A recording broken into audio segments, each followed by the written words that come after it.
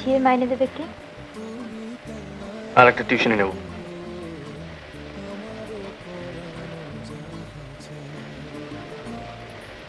তাহলে আমার বাপের বাড়ি পাঠিয়ে দিও।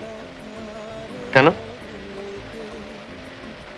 এমনি থেকে অফিস করে ছেলে পড়িয়ে সেই তো রাত্রি করে বাড়ি ফেরো, তার উপর আবার। আর উপায় কি বলো? আমি বলবো যে টিউশনিটা আছে সেটাও ছেড়ে দাও। তারপর? তারপর আমার গরিব বর সন্ধ্যের আগেই বাড়ি ফিরে আসবে।